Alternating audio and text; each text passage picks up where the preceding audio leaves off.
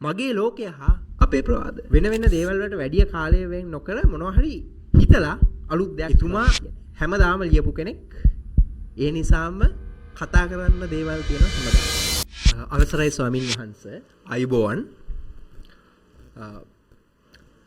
කලින් කතා කරපු ජානක වංශපුර මහත්මයා ගත්තොත් ඔහු නලින්ද සිල්වා මහත්මයාගේ අදහස් වල වර්ධනයේ ආරම්භක අවධියේ ඉඳලා ශිෂ්‍යයෙකු වශයෙන් එතුමාව ඇසුරු කරපු කෙනෙක්. මම වෙන පරම්පරාවක් කෙනෙක්. හරියටම කිව්වොත් මගේ පියාගේ වයසේ ඒ පරම්පරාවේ අය තමයි අපේ ජානක වංශපුර මහත්මයා ඇතුළු පිරිස. එක සමකාලීනව විශ්වවිද්‍යාලයේ හිටපු අය. ඒ කාලයේම තමයි නලින් සිල්වා මහත්මයාගේ අදහස් වල වර්ධනය කොළඹ විශ්වවිද්‍යාලයේ කේන්ද්‍රගතව රටේ පැතිරලා යන්නේ. මම ඔහුගේ අදහස් වල වර්ධනයේ අවසාන අවධියකදී ඔහුව ළඟින් කතා බහකට ඇසුරු කිරීමට වාසනාව ලැබුණ කෙනෙක්. ඉතින් අපිට දෙයාකාරයක අත්දැකීම් වලින් මේ ගැන කතා කරන්න පුළුවන් දෙපැත්තකින්. නලින් සිල්වා මහත්මයා ගැන මම මුලින්ම අහපු දවස කවදද කියලා මතක් කරොත් මට එහෙම මතකයකට එන්නේ නැහැ. ඒකට හේතුව තමයි මගේ පියා ඒ යුගයේම සරසවි ශිෂ්‍යයෙක් වශයෙන් ඔහු නලින් සිල්වා මහත්මයා සමග සමීපව වැඩ කරපු අයෙක් නොවුණත් මේ සංවාදවලට හා යම් යම් දේවල්වලදී ප්‍රශ්න ඇහිීම් වාද කිරීම මේ වගේ දේවල් වල සමග සම්බන්ධ වුණ කෙනෙක්. ඒ නිසා නලින් සිල්වා කියන නම මට මතකයෙන් ඔබට යන කාලයක සිට අහලා තියෙනවා. හැබැයි මට එක සිද්ධියක් මතක් වෙනවා. මම පොඩි කාලේ ප්‍රාථමික පන්තිවල ඉද්දී රචනා ලියන්න අපිට දෙනවනේ. රචනා ලියන්න දෙද්දී මම සමහර වෙලාවට කම්මැලි මේක කරා. රචනා ලියන්න කම්මැලි. මම අහනවා මොකටද මේවා ලියලා? මේව ලියලා තීරුමක් තියනවාද? දවසක් තාත්තා දිවයින පත්තරේ අරගෙන නලින් සිල්වා මහත්මයා දිවයින පත්තරයට ලිව්වා දැක්ම කියලා කොළමක්. මට ඒ කොළම පෙන්නලා කිව්වා 1980 ගණන් වල 79 වගේ 80 ගණන් වල මුලින් ඉඳලා නලින්ද සිල්වා මහත්මයා දවසක් ගානේ ලියනවා. දවසක් ගානේ ලියලා තමයි මේ සිද්ධ කරන වෙනස්කම් ඔක්කොම කරලා තියෙන්නේ. ඉතින් අපි තව කොච්චර ලියන්න ඕනද? ඔය රචනාවක් ලියනවා වගේද දවස ගානේ ලියලා තියෙනවා. ඒ වෙද්දී අපි ගත්තොත් කොටි ත්‍රස්තවාදය පරාජය කළත් නැහැ ඊට කලින්. හැබැයි ඒ ගැන බලාපොරොත්තුව දැල්වීමින් තිබුණ කාලයක්. මම හිතන්නේ ඒ කාලය ඒ දුන්නු අදහස ලිවීමෙන් සමාජ විපර්යාසයක් ඇති කරන්න පුළුවන් කියන එකට යම්කිසි උදාහරණයක් විදිහට ගිනි පුපුරක් විදිහට පේන්න තිබුණු කාලයක්.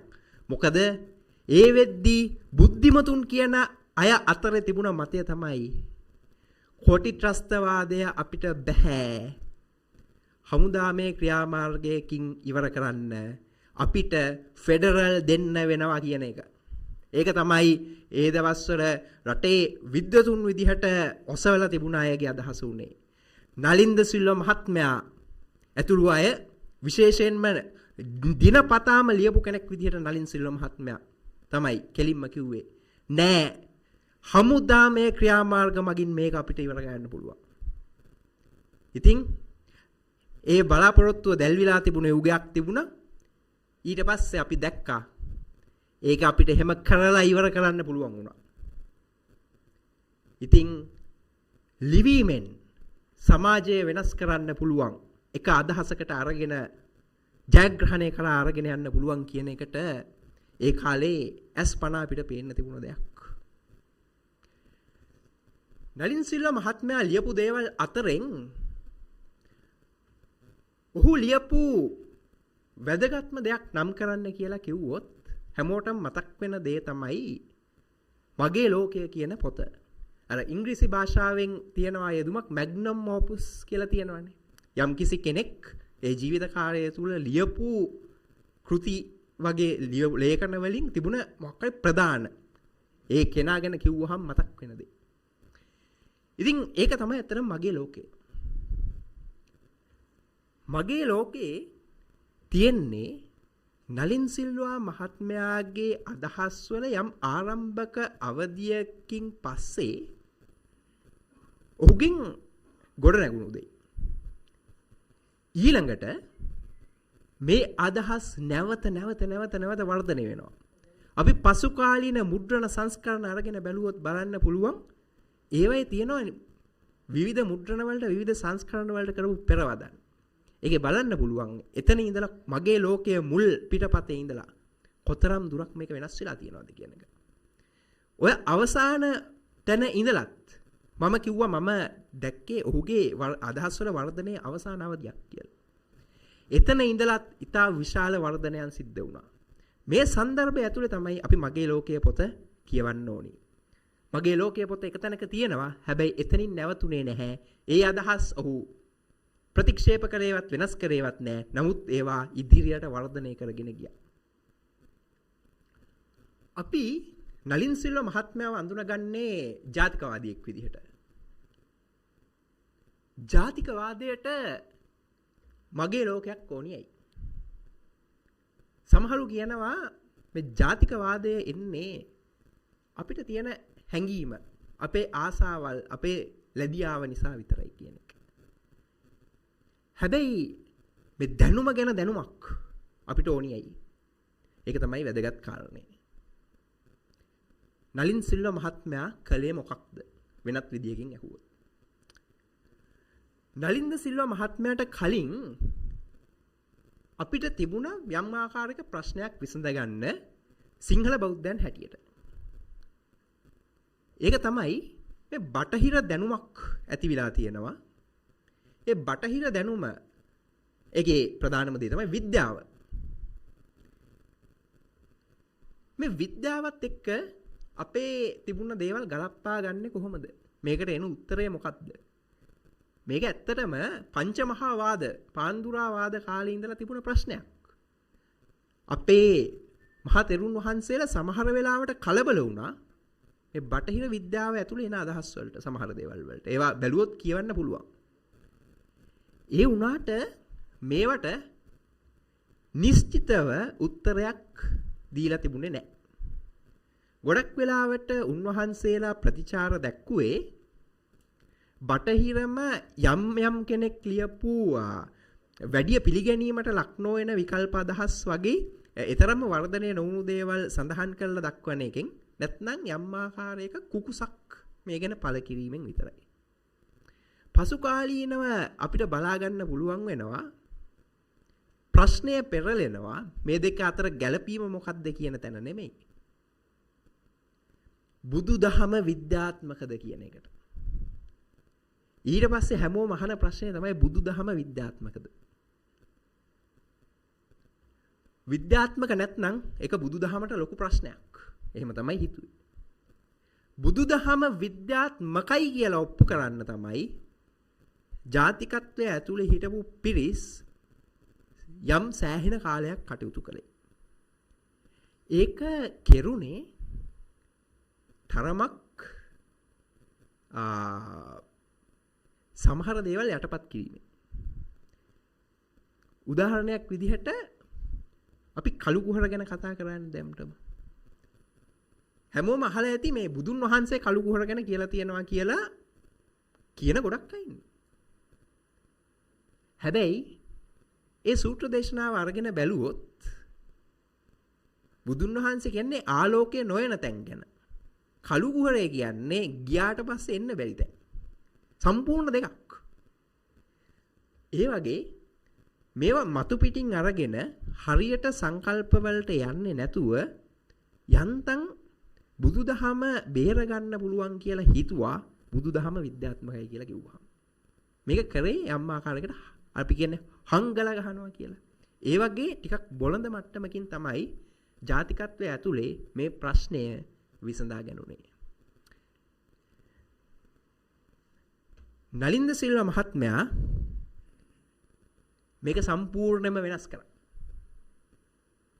අපිට කෙලින් ඉඳගෙන මේ ගැන දෙන්න පුළුවන් උත්තරයක් ඔහු හදලා දුන්නා. මේ උත්තරයට ඔහු ආවේ ඇත්තටම ඔහුගේ ඉතිහාසය ඇතුලේ. ඔහු බටහිර විද්‍යාව බොහොම අපි කියමු භක්තියෙන් කියලා. භක්තියෙන් විශ්වාස කරපු භෞතික විද්‍යා ශිෂ්‍යයෙක්. ඔහුට ඕනුනේ විද්‍යාඥයෙක් වෙන්න. ඔහු ආචාර්ය උපාධිය හදාරනවා. ආචාර්ය උපාධිය හදාල්ලත් ඔහුට තේරුම් ගන්නවා ඔහුට මහා විද්‍යාඥයෙක් වෙන්න බෑ කියලා. අයින්ස්ටයින්ලා වගේ විද්‍යාඥයෙක් වෙන්න බෑ කියලා. එසේ ඔහු හැරිලා එනවා. හැරිලා ඇවිල්ලා ඔහු දේශපාලනය විදිහට තෝරගන්නේ ට්‍රොට්ස්කි වාදය. මාක්ස් වාදයේ පැත්ත. ඒත් එක්ක යම් ආකාරයක වෙනසක් ඇති වෙනවා මේ දැනුම සම්බන්ධව. එතන ඉඳලා ඔහු මුලින්ම මාක්ස්වාදයට බටහිර දැනුමක් මුලින් ඔහු මාක්ස්වාදයෙන් කැඩෙනවා කාල් පොපර් කියන දාර්ශනිකයාගේ අදහස් ඔස්සේ ගිහිල්ලා. කාල් පොපර් පෙන්නන වැදගත් දෙයක් තියෙනවා. ඒක කිටියෙන් සාරාංශ කරන්න පුළුවන්. ඒක තමයි විද්‍යාව තර්කානුකූල නැහැ කියන එක. බටහිර විද්‍යාව තර්කානුකූල නැහැ. ඔහු විද්‍යාව ප්‍රතික්ෂේප කරන කෙනෙක් හෝ විද්‍යාව ඔහු ගත්තොත් ප්‍රධාන ධාරාවේ විද්‍යාඥයෝ විද්‍යා දාර්ශනිකයෙක් විදිහට අඳුනගන්න කැමති කෙනෙක් තමයි කාල් පොපර්. කාල් පොපර් බොහොම පැහැදිලිව පෙන්නනවා විද්‍යාව තර්කානුකූල නැහැ. කරන්න පුළුවන් තර්කානුකූලව ප්‍රතික්ෂේප කිරීම විතරයි විද්‍යාවේ බැහැර කරන දේවල් කියලා. ඉතින් මේ කාල් පොපර්ගේ අදහස් වලට ඔහු සමීප වෙනවා. ඊට පස්සේ තෝමස් කූන්ගේ ෆෙරබන්ගේ අදහස් වලට සමීප වෙනවා. මේවෙන් පස්සේ ඔහු යම් ආකාරයකට කොළඹ විශ්වවිද්‍යාලයේදී ක්වොන්ටම් භෞතිකය උගන්වන්න පටන් ගන්නවා. මේවත් එක්ක නලින් සිල්වා මහත්මයාට තේරෙනවා ප්‍රශ්නේ තියෙන්නේ අපි බුදුදහම විද්‍යාත්මකද කියලා අහන තැනම තමයි. බුදුදහම විද්‍යාත්මකද කියලා අහන ප්‍රශ්නේ වළංගු වෙන්නේ විද්‍යාව සත්‍යයි කියලා හිතුවොත්. විද්‍යාව සත්‍යයි කියලා හිතුවොත්. විද්‍යාව සත්‍යයි කියලා හොයන්න විදිහක් තියනවාද? පළවෙනි ප්‍රශ්නේ විද්‍යාව තර්කානුකූල නැහැ කියලා පොපර් බොහොම පැහැදිලිව පෙන්නලා තියෙනවා. ඒක තර්කානුකූල නැහැ. යම් ආකාරයකට පොපර් ඊට පස්සේ යෝජනා කරනවා ඔව් විද්‍යාවෙන් සත්‍ය කියන්නේ මොකක්ද කියලා කියන්න බෑ. හැබැයි විද්‍යාව කියන්නේ සත්‍ය කරා යන්න පුළුවන් මාර්ගයක් කියන එක. නලින්ද සිල්වා මහත්මයා මෙතන තමයි අඳුනගන්නේ විද්‍යාව තාර්කිකව වැරදි වගේම දාර්ශනිකවත් වැරදි. දාර්ශනිකවත් වැරදි. සත්‍ය කරා යන්න පුළුවන් වෙන්න නම් සත්‍යයක් තියෙන්න ඕනේ. බටහිර විද්‍යාඥයෝ සාමාන්‍යයෙන් විද්‍යාඥයෙක් විදිහට වැඩ කරද්දී ඒගොල්ලෝ හිතන දේ තමයි අපි ඉන්නවා අපිට එළියෙන් ලෝකයක් තියෙනවා. ඒ ලෝකේ අපි හිටියත් නැතත් තියෙනවා. අපි ඒ ලෝකය ගෝචර කරගන්නවා. අපිට ඒ ලෝකය ග්‍රහණය වෙනවා. ඒ ලෝකේ ග්‍රහණය වෙන විදිහ ලෝකේ ඇත්තට තියෙන විදිහට වඩා වෙනස් වෙන්න පුළුවන් විකෘති විලා. හැබැයි අපිට එළියෙන් ලෝකයක් තියෙනවා. විද්‍යාව හරහා පුළුවන් අපිට එළියෙන් තියෙන ලෝකයේ ස්වභාවය ගැන ක්‍රමයෙන් සත්‍ය වෙත යන්න. ඕක තමයි බටහිර විද්‍යාඥයෝ හිතන දේ. බටහිර විද්‍යාඥයෝ හිතන දේ. මගේ ලෝකයක් තියෙනවා කියලා කියන එක ඒගොල්ලෝ ප්‍රතික්ෂේප කරන්නේ නැහැ. හැබැයි ඒගොල්ලෝ කියනවා මගේ ලෝකයට පිටින් තියෙනවා තවත් ස්වාධීන ස්වායත්ත වෙනම ලෝකයක්. වාස්තවික ලෝකයක්. නලින්ද සිල්වා මහත්මයා බොහොම ප්‍රසිද්ධව අභියෝගයක් විදිහට මේක පසුකාලීනව සූත්‍රගත කරනවා මගේ ලෝකයේ පොතේ තියෙන අදහස.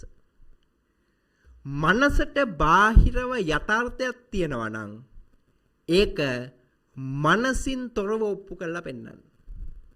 මනසින් තොරව යථාර්ථයක් ඇති බව මනසින් තොරව ඔප්පු කරන්න.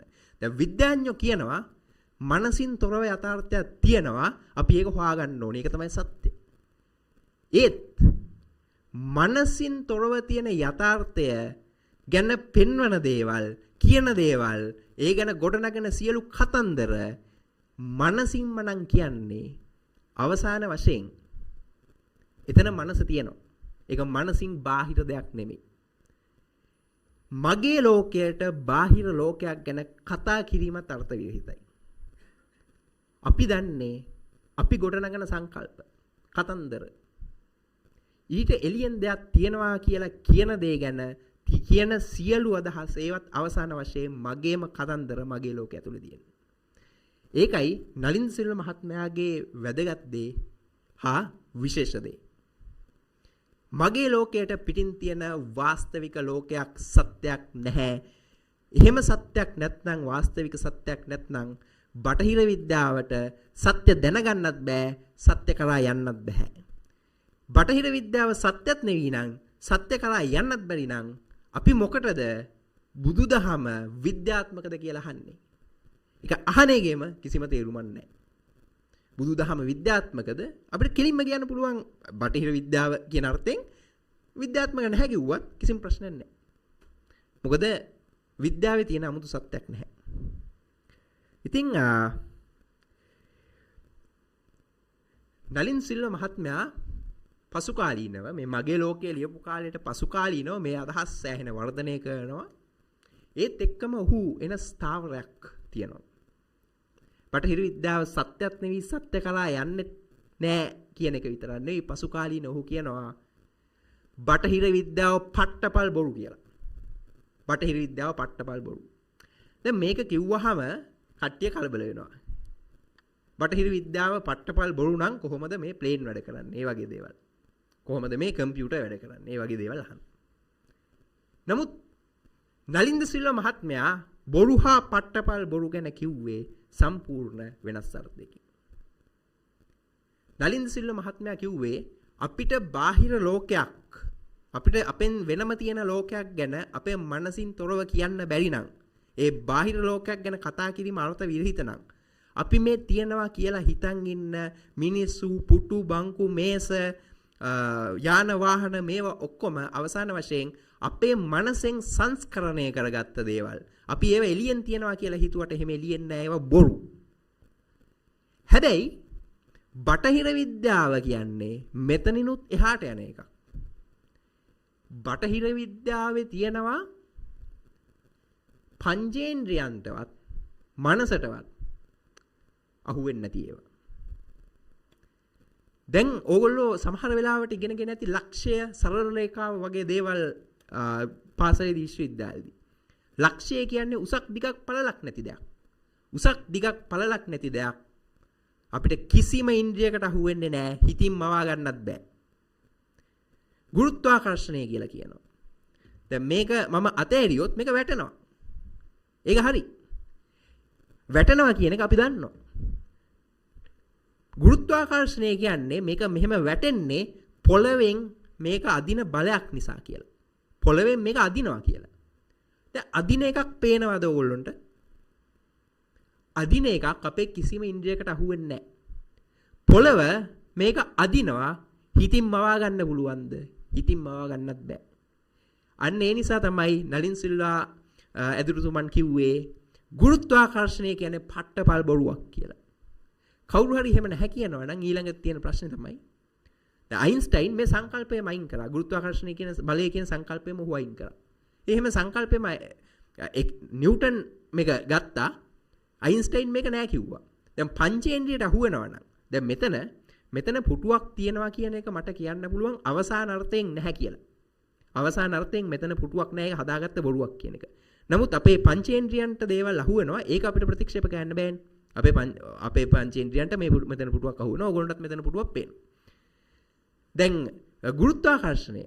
ගුරුත්වාකර්ෂණය කියන්නේ එහෙම අහු වෙන හෝ හිතින්ම වා ගන්න හෝ පුළුවන් දෙයක් නම් අයින්ස්ටයින්ට බෑ ඒක ප්‍රතික්ෂේප කරන්න.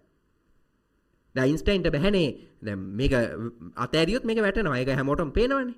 ඒක ප්‍රතික්ෂේප කරන්න බෑනේ අයින්ස්ටයින්ට. ඉතින් මෙන්න මේ වගේ තමයි බටහිර විද්‍යාවේ තියෙන හැමදේම. මේ නිව්ටන් කියපුවා ඒ විතරක් නෙවෙයි. අයින්ස්ටයින් කියපුවත් මේ වගේම තමයි.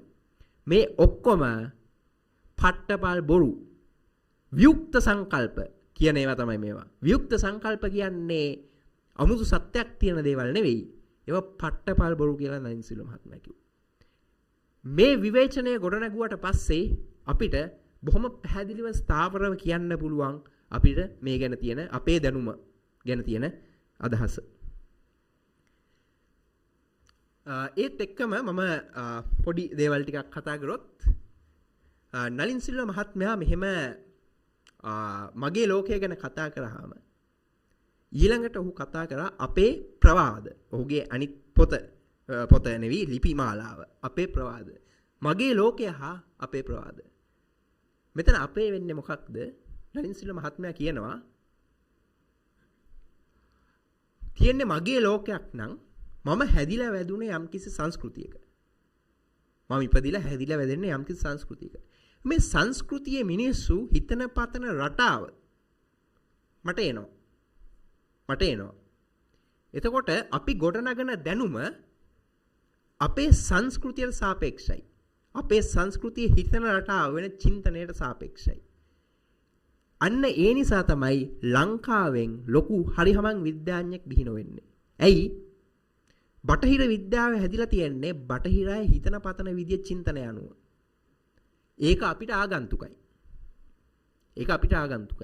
ඒකේ අපිට විභාගයක් පාස් වෙන්න පුළුවන්. මොකක් හරි රස්සාවක් කරන්න පුළුවන්. නමුත් ඒකට අලුතෙන් දෙයක් එකතු කරන්න බෑ. ඒක ආගන්තුකයි. මේත් එක්කම තමයි නලින් සිල්වා මහත්මයාගේ මේ අදහස ගොඩනගන්නේ. ඒ යම්කිසි වෙනස් චින්තන ලෝකේ තියෙනවා නම් අද වෙද්දී මේ හැමෝම පාලනය වෙන්නේ බටහිර ග්‍රීක යුදෙව් ක්‍රිස්තියානි චින්තනයේ දැනුමෙන්. ඒ දැනුම හැමතැනටම ගිහිලා තියෙනවා. සියලු ආයතන පද්ධති වැඩ කරන්නේ එකෙන්, සියලු ව්‍යුහයන් වැඩ කරන්නේ එකෙන්, දේශපාලනය වැඩ කරන්නේ එකෙන්. අපිට ඒ එකක්වත් හරියට ග්‍රහණය කරගන්න බෑ. අවුල් ජාලයක් විලා තියෙන මුළු ලෝකෙම බටහිර වෙන්න.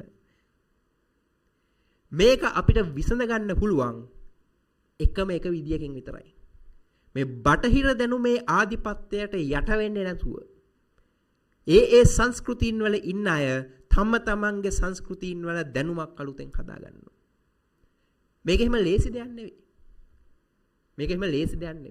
දැන් අපි ආර්ථික විද්‍යාව ගැන කතා කරනවා, ආර්ථිකය ගැන බනිනවා, යම් දේවල් වලට අපි ජාත්‍යන්තර මූල්‍ය අරමුදලට හරි නැත්නම් ධනවාදයට හරි මොකක් හරි බටහිර ආර්ථික පද්ධති වලට හරි බනිනවා. හරි අපි මොකක් හරි දොස් කියනවා ඒ දැනුමට හෝ යම්. ඒත් අපි ඊළඟ සතියේ මේ ගැන වෙනසක් කරනවා කියලා හිතුවොත් කරන්න පුළුවන්ද? බැහැ. අපිට ආයතන පද්ධතියක් තියෙනවා, මහ බැංකුවක් තියෙනවා, බැංකු පද්ධතියක් තියෙනවා. කවුද ඒවයි වැඩ කරන්න දාන්නේ?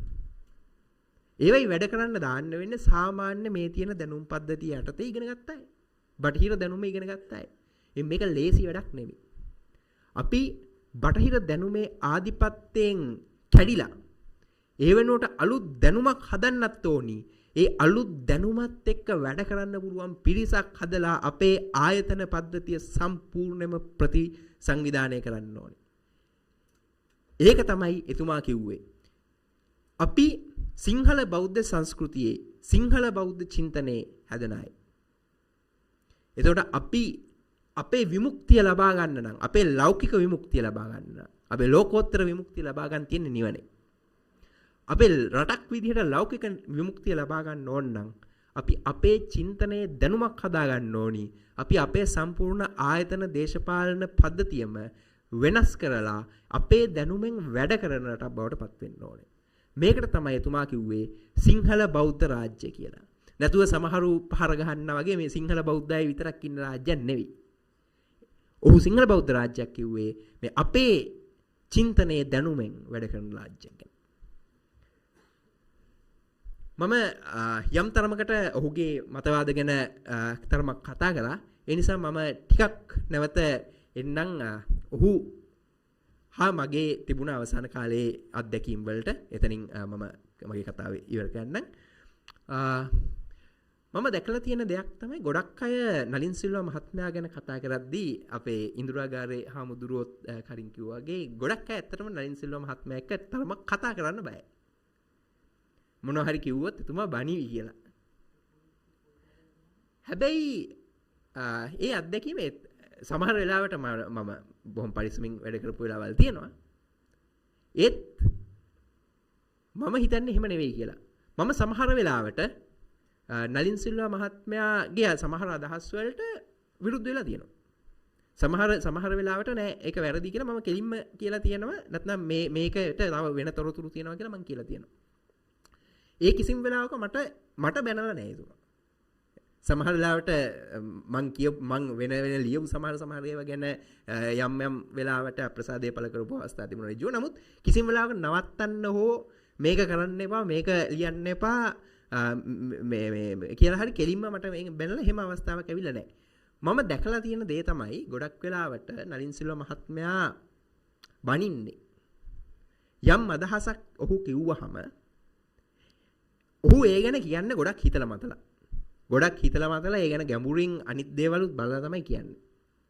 ඒ ඔක්කොම දේවල් ගැන සලකා බලන්නේ නැතුව උඩින් පල්ලෙන් වෙන කවුරු හරි මෙහෙම කියලා තියෙනවා හරි අර එහෙම කියලා තියෙනවා හරි නෑ ඕක මෙහෙමයි කියලා අර නලින් සිල්වා මහත්මයා දැකපු ගැඹුර දකින්න උත්සාහ කරන්නේ නැතුව මතු පිටින් මොහක් හරි එකක් වැරදි කියන්නේ නැද්දි තමයි ඔහු යම් තරමකට සැර වෙන්නේ. ඔහු දන්නවා ඔහු ඒ ගැන කලින් හිතුවා කියන එක. නමුත්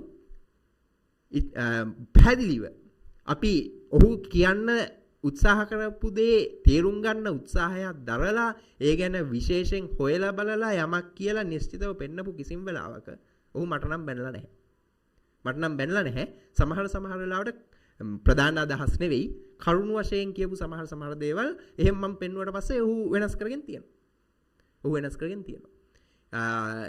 මම හිතන්නේ ඔය බනිනවා කියන එක මොකක් හරි අනිත් පැත්තට කිව්වම බනිනවා කියන එක දුර්මතයක්. මගේ අත්දැකීම ඒක නෙමෙයි. දේශපාලනිකව පවා යම් ආකාරයකදී අවසාන කාලයේ වෙද්දී දැන් නලින් සිල්වා මහත්මයා ගෝඨාභය රාජපක්ෂ රජය වෙනුවෙන් සම්පූර්ණයෙන් පෙනී හිටියා වගේම ඒ සම්බන්ධව මාත් පෙනී හිටියා. නමුත් පෙනී හිටියා වගේම ඔහු විශ්වාස කරා මෙතනින් අපිට යම් ආකාරයක ඉහළට ඉදිරියකට යන්න පුළුවන් වෙයි කියන එක. මගේ ස්ථාවරය තිබුණේ ඒ ආණ්ඩුව අපිට වෙන විකල්පයක් නැහැ. අනිත් පැත්තේ හිටිය ජාතික බලවේග තමයි අපිට ඒ නිසා මේක නියෝජනය කරන්න වෙනවා. නමුත් ඒක අසාර්ථක වෙන්න නියමිතයි කියන එක. මම ඒක ලියනවා. නලින් සිල්වා මහත්මයා අර මතේ තමයි හිටියේ. නමුත් කවදාවත් මට කතා කරලා බැනලා හෝ ලියන්න එපා කියලා හෝ නවත්තන්න කියලා හෝ නෑ. ඒ ගැන කිසිම ප්‍රශ්නයක් ඇති වෙලා නෑ. ඉතින් මම හිතන්නේ නැහැ ඔහු අහේතුකව කාටවත් බැන්නයි කියලා ඒ නිසා. මගේ අත්දැකීම් වලට අනුව. ඊළඟට මේ අවසාන කාලයේදී ඔහු කළු කුහර ගැන ගොඩක් ලිව්වා. කළු කුහර ගැන ලියද්දී මට ඒ දවස්වල එතකොට එතුමා බුරුමේ තානාපති විදිහට හිටියේ. ඉතින් ඒ බුරුමේ තානාපති විදිහට ඒ දවස්වල දීවර ප්‍රශ්නයක් ඇති විලා තිබුණා. ඒ වගේ ලොකු වැඩ ගොඩක් වෙන අතරෙත් එතුමා සමහර වෙලාවට මට හවස් වෙලා එවනවා සමීකරණයක් එතුමාගේ පරණ නිබන්ධනයක තියෙන සමීකරණයක් වගේ එකක් ඒක ඔහුට ඕනි වෙනවා නැවත ඒක මට පරිගණකයෙන් ලියලා එවන්න කියලා ඒ යම් දේවල් ටිකක් කළා. ඒ වගේ ඔහු අර ඔක්කොම වැඩ අතරෙත් විද්‍යාව සම්බන්ධව බටහිර විද්‍යාව විතරක් නෙවෙයි කොහොමද ඒකෙන් ගැලවිලා අපේ විද්‍යාවක් හදන්නේ කියන එක ගැන ඔහු නිරන්තරයෙන් උනන්දුවෙන් හිටියා. ඒ වගේම දවසක ඔහු සාකච්ඡාවට ලක් කරලා තිබුණා මේ බිඳුව ශුන්‍ය ගැන. ශුන්‍ය ගැන කතා කරද්දී ඔහු යම් ආකාරයකට විමසිලිමත් වෙලා තිබුණා. ඇයි මේ ලංකාවේ පැත්තේ නැත්නම් අපේ සිංහල බෞද්ධයෝ පැත්තෙන් ලංකාවේ පැත්තෙන් ඇයි බිඳුව කියන එක ආවේ නැත්තේ කියන එක. ඇයි බිඳුව කියන එක ලංකාවේ තිබුණ නැද්ද කියන එක. එහෙම කිව්වහම මට මතක් වුණා මම යම් වෙලාවකදී දැක්ක පරිගණක එක්ක වැඩ කරන නිසා කොළඹ විශ්වවිද්‍යාලයේ පරිගණක අධ්‍යයන ශිල්පී හර්ෂ විජේවර්ධන කියලා මහත්මයෙක් ඔහු යම් ආකාරයකට ලියලා තිබුණා මේ සිංහල ලිත් ඉලක්කම් වල බිඳුව ගැන. ඉතින් මම ඒ ගැන නලින් සිල්වා මහත්මයාට දැනුවත් කරාම ඔහු ඔය හර්ෂ විජේවර්ධන මහත්මයා ඔය ටික ලිව්වට මං හිතන්නේ කවුරුවත් ඒ ගැන වැඩි බලලා තිබුණෙත් නැහැ.